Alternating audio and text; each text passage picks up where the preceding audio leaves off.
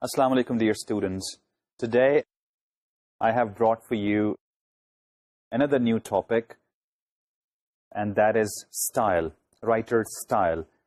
Style, of course, is what it is appropriacy of your language, and style actually guides writers how to choose words for different contexts and for different situations. Two words are enough to define style. This is suitability of language, and this is appropriacy of language. Different writers have explained style differently, like Swift said, style is what? This is proper words in proper places. Newman said, this is thinking out into language. And Ornard said, style means having something to say and say it as clearly as possible. So, style, of course, is very important in writing and for writers. This is kind of a guideline, kind of an advisory, for the writers towards language choices. Which words, which expressions, which phrases, which idioms we should use and which we should not. And different, newspapers and different, print and electronic media, they have the style manuals available also for those who are novice writers, for example. So they are available, in the reference sections, and people who are new to writing, for example, or even people who are pretty professional and experienced, they can always seek those manuals and can, find out the newspaper's, policy towards, the language choices, formality and informal, to what extent they can be formal and to what extent they can be informal, and what abbreviations to be used and what not. So all these things usually you find in the style manuals. Today in this lecture, I would focus on two things briefly on 5 important points to advise you, how to convey a good message. And then in detail, the detailed, focus will be on different, pitfalls, which we call as stylistical pitfalls. What we should not do, or you can say the don'ts, of style. What words should not be used, what expressions should not be used, and what are the replacements. That will be, the focus of this class. This is very important topic.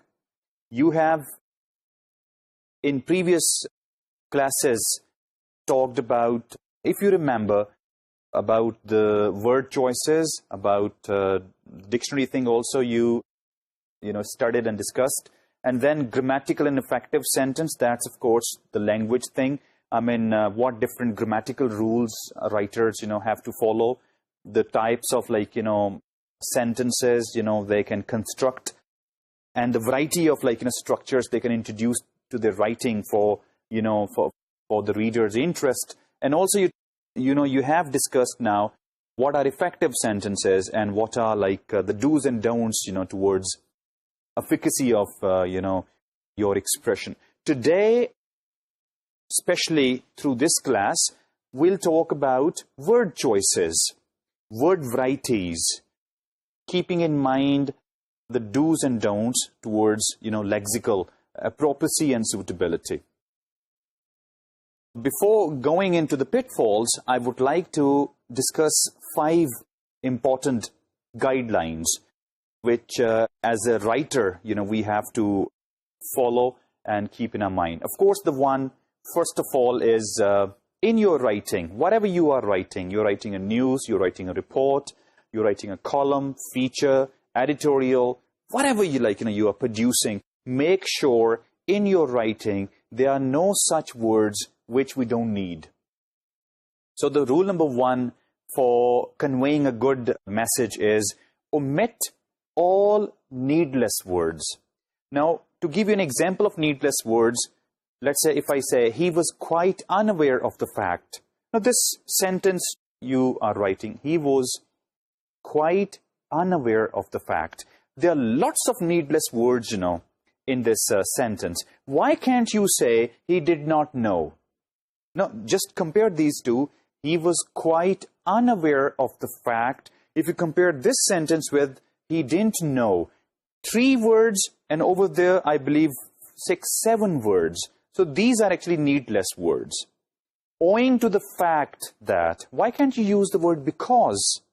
And I have some more examples for you, like we call your attention to the fact that, or we have arrived at the decision that. I mean, we have arrived at the decision that, we have decided. Don't use such words which, are needless, which do not add to the meanings of our sentence. We don't need them. Why? If there are lots of needless words, it means the conciseness, will be at stake, number 1. Number 2, writer actually will have to go a long way to understand what exactly you mean. And then the expression which we say, it has to be compact, for example. We have talked about that, have your sentences, have your, paragraphs compact. Then if there are lots of needless words in your sentences, then in your paragraph, what? That compactness, of course, that will be missing. And the crisp in your writing, of course, will be lost. Therefore, very simple thing. Be savage again towards this, what words are the real word which convey meanings and what words are only sitting in your sentence doing nothing. So be savage again. Kick them out. Very frankly, just kick them out. Don't use those words which you don't need. Second rule and principle to follow for conveying a good message, and that is towards adjectives. I mean, sparing with adjectives and lavish with verbs. When I say sparing with adjectives, I mean to say, use your adjectives very carefully. I know adjectives are important.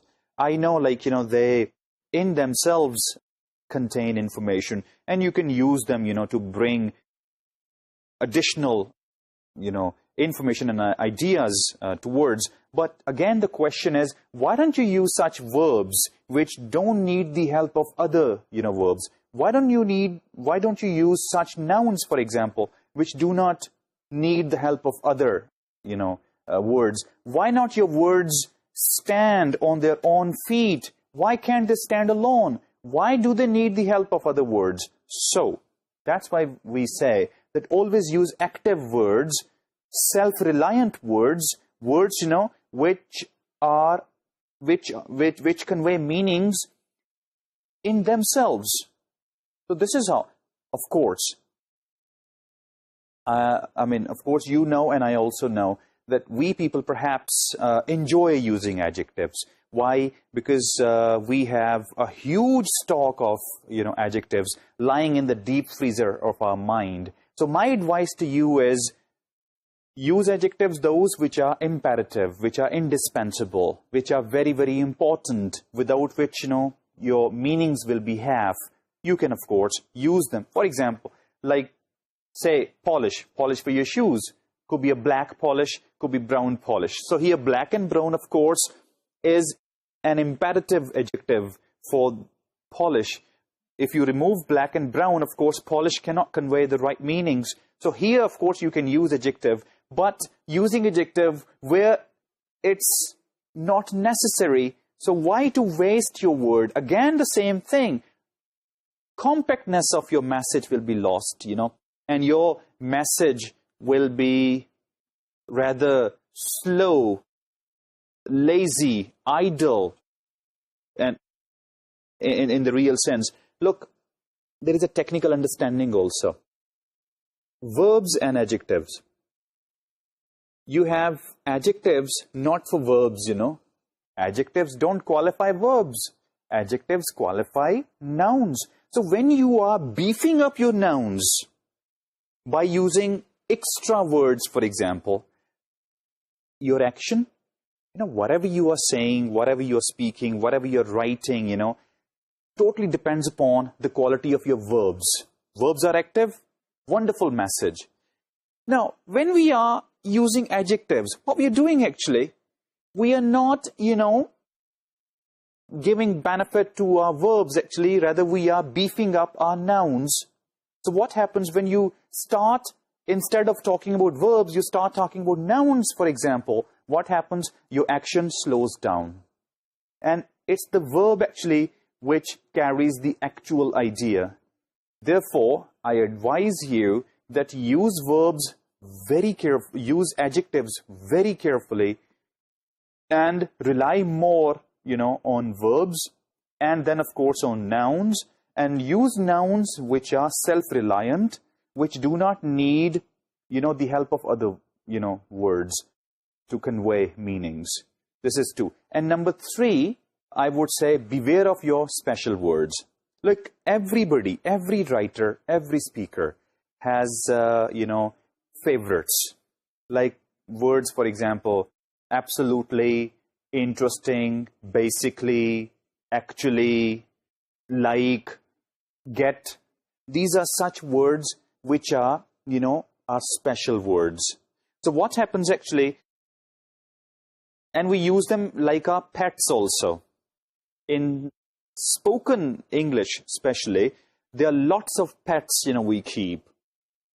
For example, is my pet, which I keep, So I do, use it quite often as maybe a filler, at times as a hesitation device, So, but when we are into writing, for example, writing does not need fillers, for example.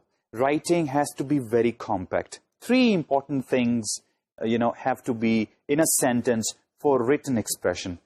Number 1, subject has to be there, verb has to be there, object has to be there, and that's it.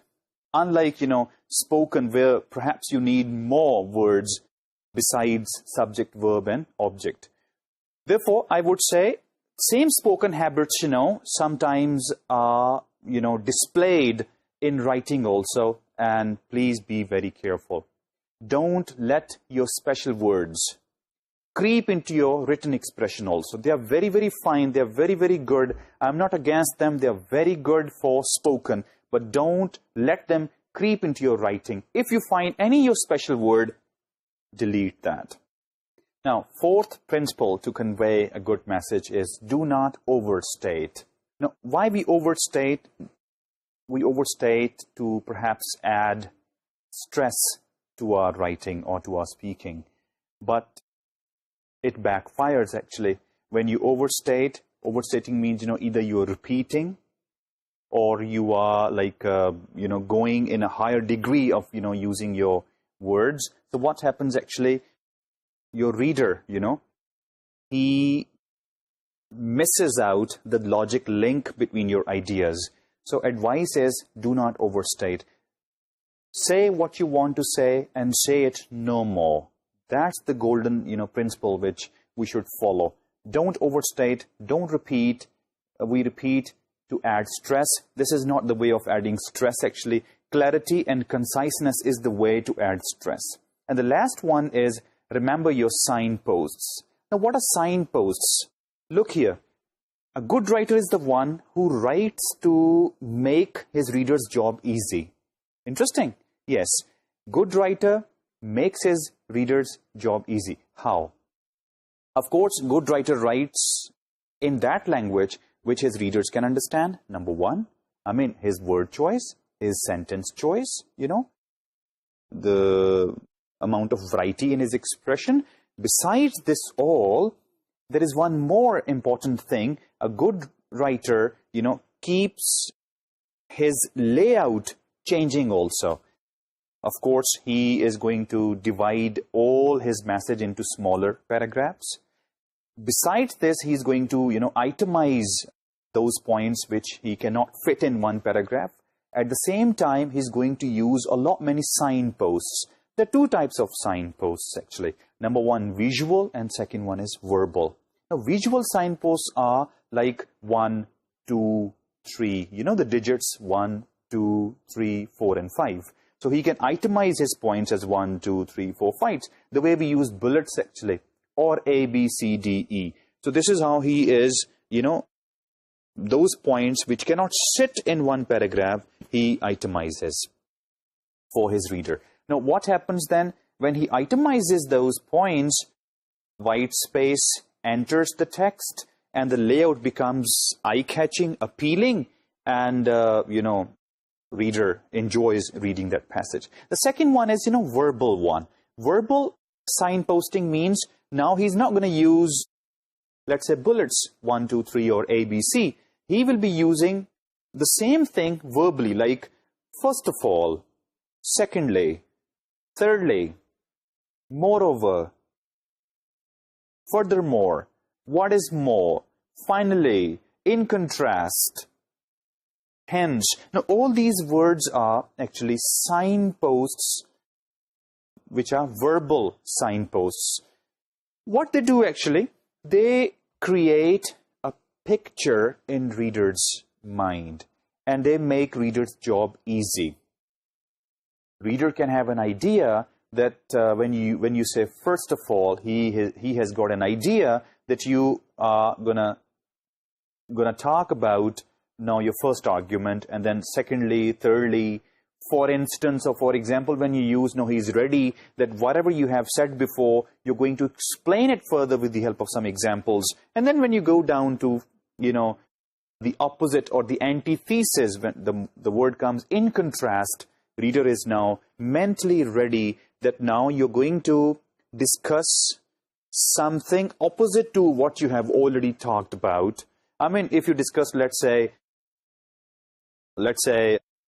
winter versus summer seasons, you talked about winter. When comes in contrast, reader, he can easily predict that now in the next upcoming paragraph, you perhaps are going to talk about summer now, because you use the word in contrast. So signposting is very, very, very important. They create a picture in mind, number one. They make your reader's job very easy, number two. And number three, you are giving your readers sort of a convenience by itemizing your points. So these are 5 principles which you can follow to convey a good message. To recapitulate, number 1, no needless words in your writing. This is number 1. Number 2, verbs more, adjectives less. And of course, less means use those adjectives which are essential. Don't use adjectives unnecessarily or overuse them. Okay, number 3 is don't overstate. So it was no needless words, then verbs more, adjectives less, then was don't overstate, and then is your special words, don't use them, and lastly, use lots of signposting because they are very important. They make your reader's job easy.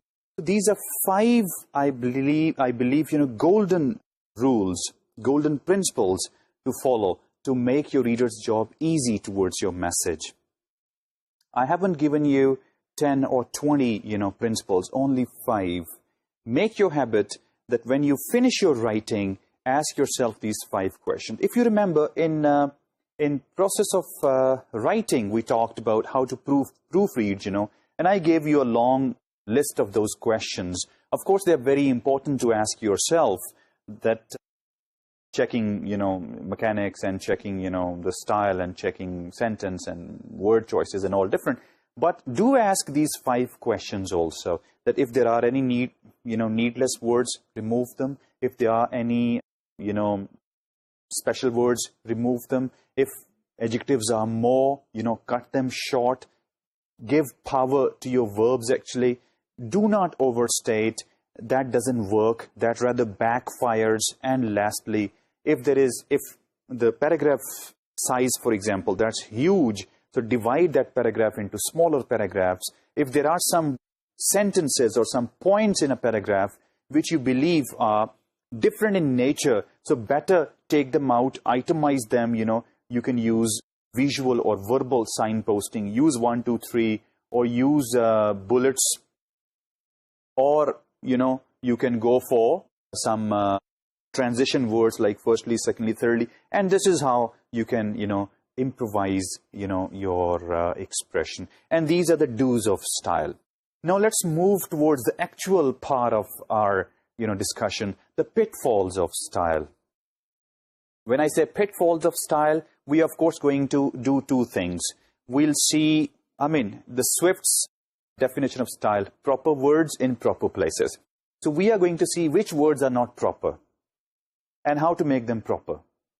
And when we say this Arnold's, definition of style, having something to say and saying it as clearly as possible. So finding out what are those, words which, make your message less clear, and how to remove them, and what are those words, which we can bring at their places. So this, stuff we'll be doing. Please, in this area, I'll be needing your utmost attention. This is something very important, and it's very technical also. So what I have done actually, how I've prepared this part of my lecture, I'll be using, lots of slides for you. There'll be lots of examples I'll show you, so that, you can really understand before versions and after versions. Before versions means, versions where words are not proper and where words are not expressing your ideas clearly. And then after versions, you would see the replacement of those improper words and the unclear expressions, changing them into clear expressions. So this is how, we'll be doing it. We'll start from the first pitfall. And one more important thing. I have, enlisted these pitfalls in a particular order. They're not in haphazard or the way they came to my mind, though I enlisted. No, they are in, a very proper, particular order, from most important to then, I cannot say least, but yes, relatively speaking, less important. So the most important and very, very dangerous pitfall of style is colloquialism. If you remember, once we talked about the difference between writing and speaking, and there we studied that writing and speaking are two different things. We cannot write the way we speak, or we cannot speak the way we write. Both are totally different things. What is colloquialism? What is this pitfall? It means writing the way we speak. One writes the way he or she, speaks. This is most important pitfall which we are going to avoid. Let's say, just to make the stuff clear, let's say there is one formal sentence, he is a nice person. There are easy words in it, but of course it's formal, it's not colloquial. He's a nice person. If I try to explain this point by changing this formal version into colloquial version, for example. For your information, before I go any further, we can have possibly 4 versions of a message. We can have standard version, of course. In writing, whether you're writing for journalism or for, non-journalism, purpose, writing is going to be, very much standard. What are other 3 versions? Look, one can be colloquial. Now, colloquial is what? Speaking thing is colloquial, and writing thing is, standard. Now, what are the 2? Pompous. Pompous, I used this word before also, probably in my previous lecture. Now, pompous means that more than formal, ceremonial, I would say selection of words, highly colorful, highly pompous, ostentatious, for example, vocabulary to use to make it probably available not for everybody actually, but for a special group maybe, So that is pompous. And 4th one is substandard. Now, substandard means language which is, you can say, language of the uneducated class, for example. So the 4 versions are possible. Pompous version, of course, we don't encourage you. I'll not advise you go for pompous expressions, because they don't convey meanings, They only convey impressions. You can, through pompous writing, you can give other people idea that, how, huge size, heavyweight words, you have. The basic purpose will be lost somewhere. The basic purpose is communication, keep in mind.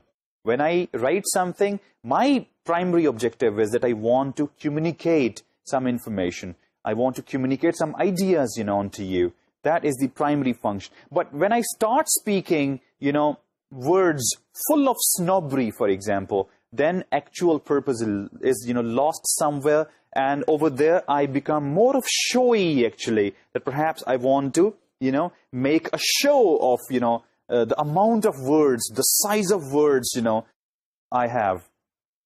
Intentions, of course, will be different. Let's go in the same order. Pompous, and then comes, standard. Now, standard is something where, you can serve the purpose, and what is that? Communication. Standard language gives you surety, and that surety is that your message will be understood, interpreted, and will be, desired feedback. Of course, it will, bring about. And the third one is colloquial. Now, colloquial is very good for social, informal communication, but as far as writing stuff is concerned, colloquial's got nothing to do with writing. And then substandard, of course, is, language of the central. This is based on less vocabulary, less variety, and, maybe not situation-focused or specific word choices, see, and full of maybe slangs and at times disapproved, language. So this is our 4 versions. We are talking about colloquialism, means when people start writing the way they speak. Usually novice writers, fresh journalists, perhaps, fresh writers, perhaps, they usually fall for this kind of misunderstanding that, if we are good speakers, so no problem. The same thing, we have to put into our, writing, and that will become a different mode. Absolutely not. If you remember this, when we used the word, when we were talking about dictionary, register, thing. Now, register is what? It is about 3 things. Like, first of all, mode. The first question in understanding register is mode. Now, what you want to write in? You want to write in, you want to communicate through speaking or through writing. That is the very first question. Why this question is there? Because oral and written things are totally different. The word choices are different. The structure choices are different, Now, let me now give you an idea that how colloquial and standards, differ from each other. Look here. He is a nice person. If I need to change this one into colloquial, I'll bring about many changes.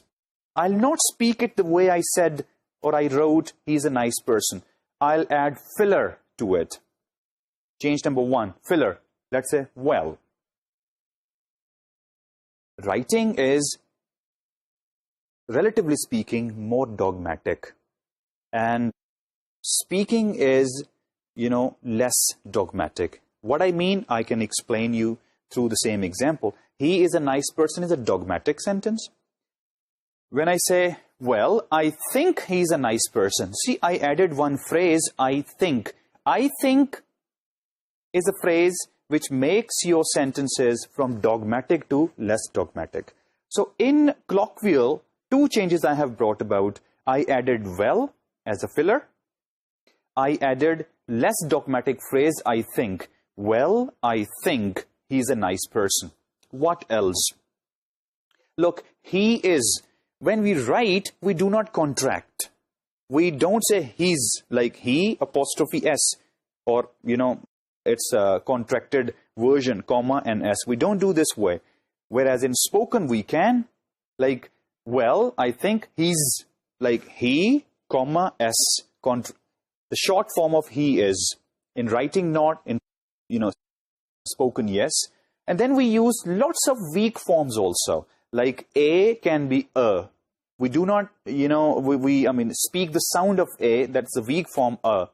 So the whole sentence goes, well, I think he's a. Now, then, as I said, that standard word choices and colloquial word choices are totally different. Like the word was nice. Its colloquial translation is terrific. Person. Person's colloquial translation is, block. Look, the sentence goes what? Well, I think he's a terrific block. Now, what comes next? In colloquial, we do use question tags or pet phrases. Like, question tag can be, it's is, so I can use isn't he. For example, well, I think he's a terrific block. Isn't he? Now, isn't he is what? A question tag. Or you can use here, as a pet phrase. Just see, when I'm saying colloquial or colloquialism is the first stylistical pitfall, just imagine how many things we have to, kick out from our sentences. Now, if you compare the two versions, he's a nice person is good for writing, but it may not be good for speaking. Now, good for speaking will be, well, I think he's a terrific block, Now, well, I think he's a terrific block, will not be good for writing. If you need to convert this colloquial sentence into writing, what you have to do, you will have to kick out all the colloquial features. You'll have to kick out well. You'll have to kick out less dogmatic phrase. You'll have to, from the contraction, you'll have to go to the regular form, he and is. Weak form, of course, you cannot write. You speak it. Word choices. You're gonna change your words from colloquial to formal. Terrific will into nice. Block into person.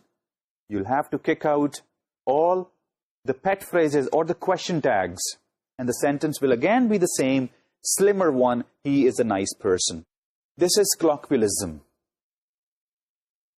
This is what we call colloquialism, the most important pitfall, the most important mistake people make in writing when they, start writing the way they speak. This is something very, very bad. I would say it's a sin. Because when we say writing, it has to be global. Writing has to be global. And writing has to be for everybody, not for some special class of people, not for special gender, not for special, age group. It has to be global for everybody, It's a child, teenager, job goer, pensioner, middle-aged, retired person, belonging to whatsoever social class, academic class, doesn't matter. As long as your writing is standard, not colloquial, you are understood globally. Now, let's see same things, which I talked about, rather through a formal way, what to do if there is any colloquial factor in your writing, what to do with that. I have, jotted down some principles for you, for your guidance, how to, move from colloquial to standard, version of our writing. Like the first one on your screen, avoid using filler words. As I told you before, when I was converting formal sentence into colloquial, and I told you don't use fillers. Now, fillers are like one I gave you, well is there. You can see basically. Sentence is there. A microscope is basically a device that is used to record sound. Now, if you delete basically in the sentence, basically is not serving any purpose, So, if you remove basically, it means you are removing fillers and your sentence will become formal. If you the second one, the basket contained eggs, sandwiches, and even utensils. Why even? Remove even, sentence of course will be formal. See the third one, just. When pouring the solution, just be certain not to spill its contents. Just be certain. Remove just, filler will be, of course, gone out. Sentence, will remain, will become formal and rather more crisp. The second thing is, avoid contractions. As I told you before, it's a colloquial feature contractions. Please keep in mind, we are not going to use isn't, aren't, ain't, don't, doesn't, hasn't, haven't. We're not going to use in writing. They are very good for speaking. So in writing, is not, has not, will not, have not. So no contractions in writing. Let's see some more. The third one is limit your use of subjective pronouns.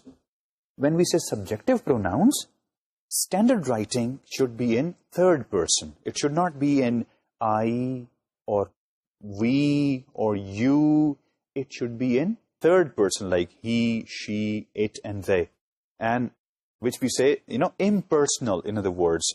So try to make your writing impersonal. And the fourth one is avoid splitting infinitives. If you remember, in our previous classes when we were talking about, grammar and structure, and there we studied that don't split your, infinitive. Like an interesting example is there on the screen. He tried to not sneeze in the library. Now, he tried to not sneeze. He tried not to sneeze. If you compare this one, don't split infinitive. Infinitive is the 1, 2 plus verb. If you bring anything between these two, two and then any more word and then the verb, it may be confusing. It's a colloquial feature. It's not a feature of the standard English. And one more principle.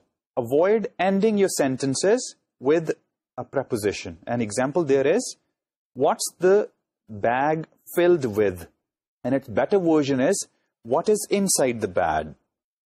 What the bag is filled with. Now, with is the ending, part of the sentence, which we say as, ending your sentence at preposition. Don't end your sentences at preposition. You can say the same thing, what's inside the bag. And the next is, avoid stage directions. Now, this is something very important. This is another very, very important colloquial feature when we say, the way we give directions for the people on the stage, the same way, in colloquial sentences, we do, give such phrases or use such expressions, which, make the listeners ready to and predictable what you're going to say. Basically, those expressions we use as fillers, frankly, that what I'm going to do is, in writing, it doesn't happen, actually. So don't use stage directions. Examples you can see on the slide that I'm writing to you to ask you to is sort of a stage direction thing. Don't do that. Straight away, talk about what you want to write, the purpose, of your message. And the last point for colloquialism is avoid vague words.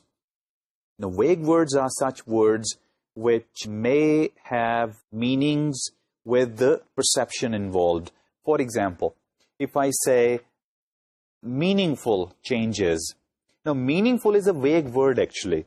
It does not give any picture to the reader what exactly you mean from meaningful. If you change the word meaningful and bring in, let's say, significant changes. Now, look here. We have brought about meaningful changes. Now, meaningful is more of perceptive word. My meaningful and your meaningful may be different.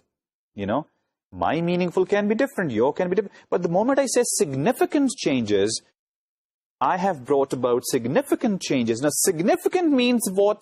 Something better than today. So, towards betterment, we are talking about. This is what colloquialism is.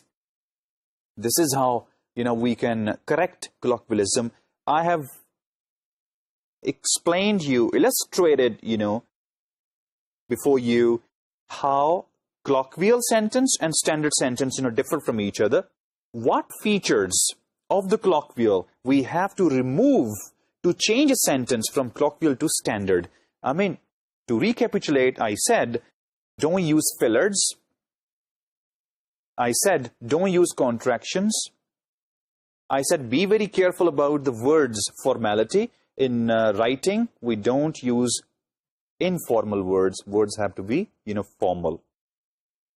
Like example was terrific block, and its formal version was nice person. And, then other important do's you studied how to make your sentence from colloquial and change it into standard one. This is first important pitfall. Before I go to my second pitfall, I would like to show you a table with comparative analysis of colloquial, phrases and their meanings or the standard versions. For example, you can see on the screen, I have enlisted common colloquial expressions which writers at times try them out in writing, and there, of course, spoil the whole impression and, of course, the taste of the writing. Like the first one, a lot.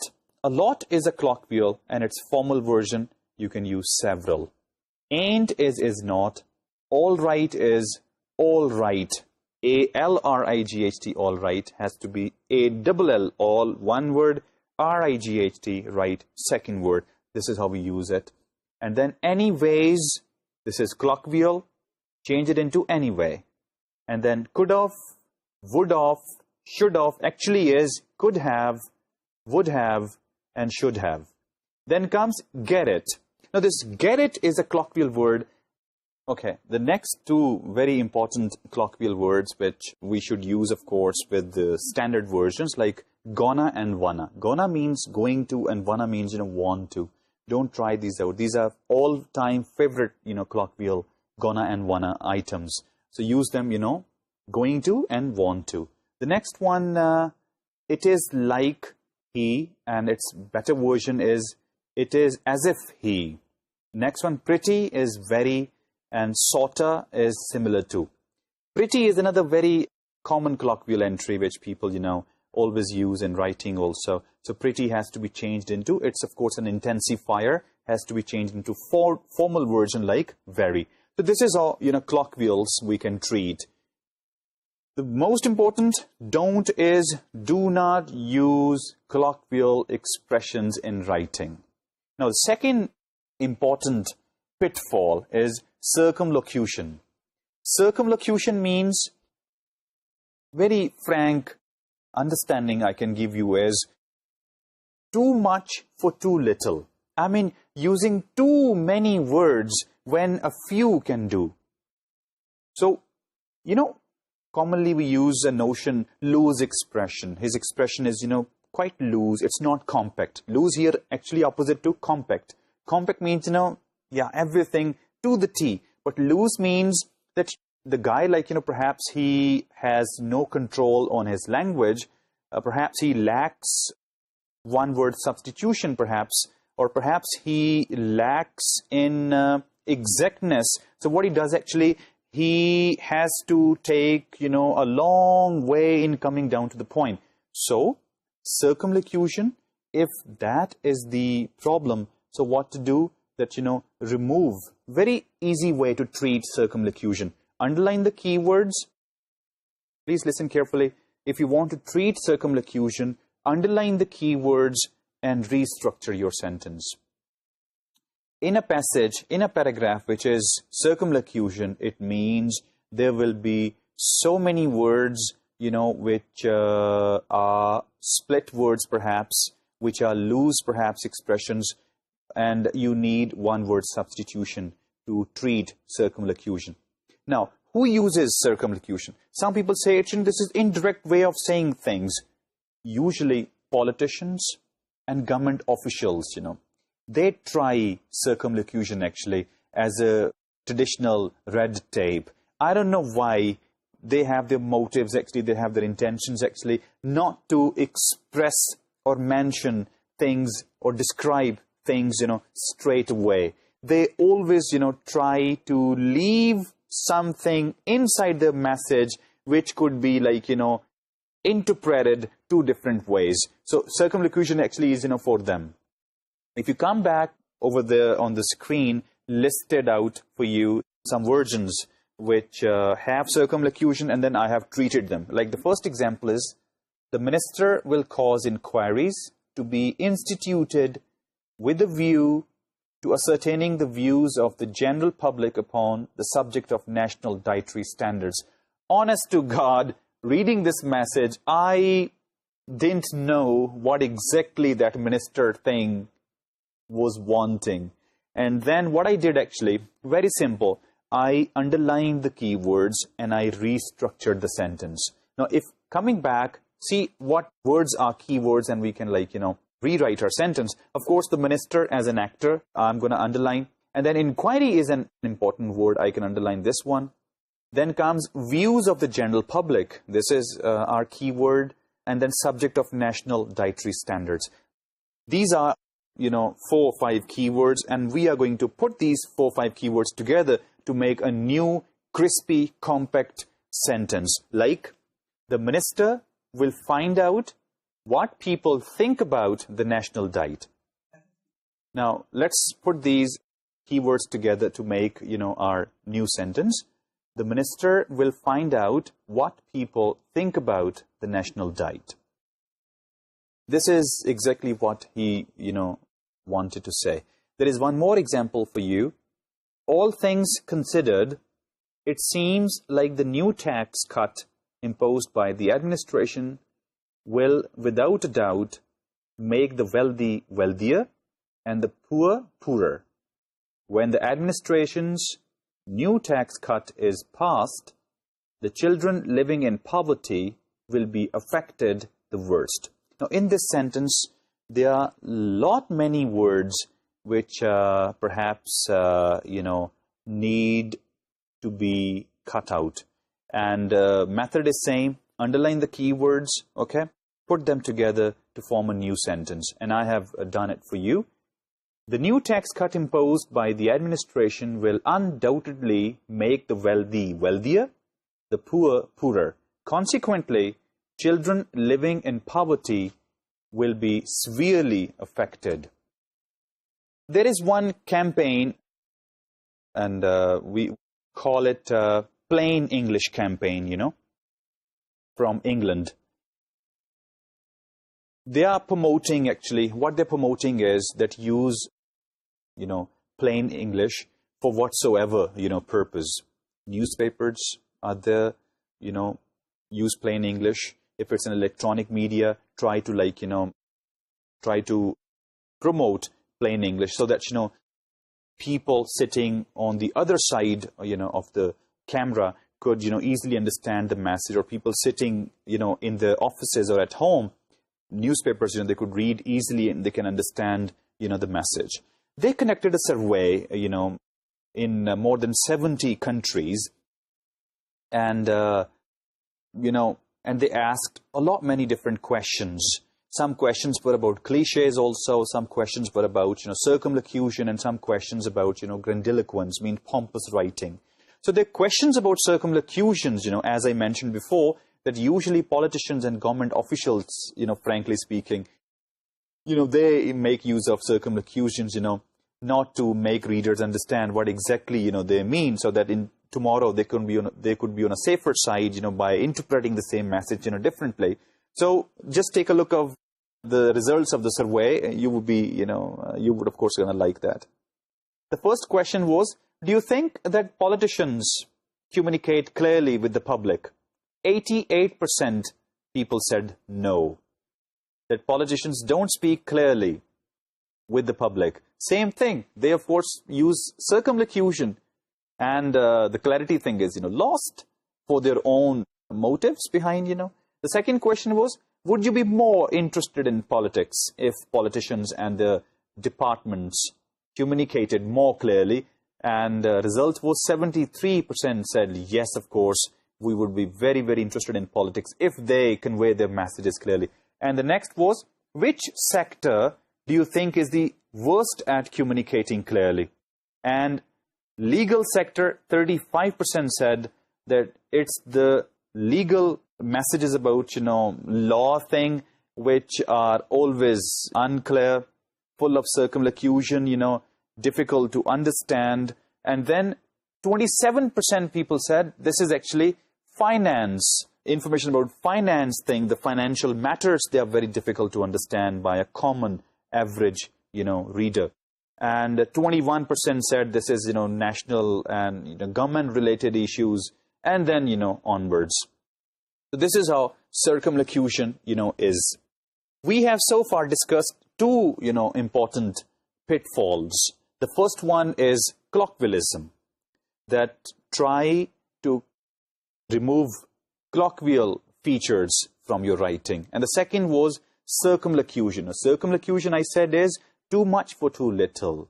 Circumlocution, I said, is that using too many words when a few can do. And expressions which are full of circumlocution, they are never compact. They contain lots of needless words.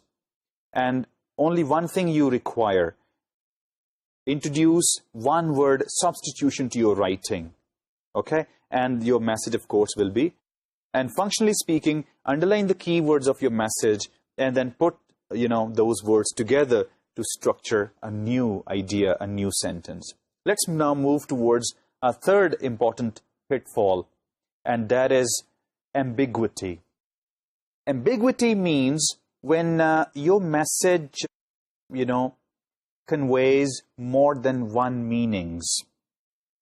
I mean, where one word, does not convey one meaning, rather it, talks about two different, idea at the same time. For example, a sentence I can give you: when Aroma put the pitcher on the glass top table, it broke. Now, if I write this kind of a sentence, my readers, of course, will not be clear about what exactly I meant by it in the sentence. Pitcher broke or glass top table broke. Now, this kind of sentences are ambiguous sentences. So, ambiguity is third, pitfall, which we have to avoid in our writing. One more example of ambiguity if I give you: Mary said to her sister that the fault was hers. Now, in this sentence also, it's not clear whose fault it was. Hers actually does not tell it was Mary's fault or her, sister's fault. With this, I would like to stop you, here, as the time is short for the class. This is something important, and I would like to, take it up in my next lecture. I'll start from the same point of ambiguity, and will, and of course, I'll give you a few more points, few more pitfalls of style. To end this lecture, I would like to recapitulate some important things, that style actually guides us how to be appropriate and suitable and proper in our expression. And style actually is a guideline for us, for the writers actually, to make their messages reader-focused. Style is kind of a guideline which, you can say, creates or constructs a wall, that these are don'ts and these are do's. These are words which don't use, these are words which you can use. With this, and with the idea that, of course, we'll discuss a few more pitfalls, stylistical pitfalls in my next class, I'll call it a day. Take care of yourself and each other. See you next time. Bye-bye.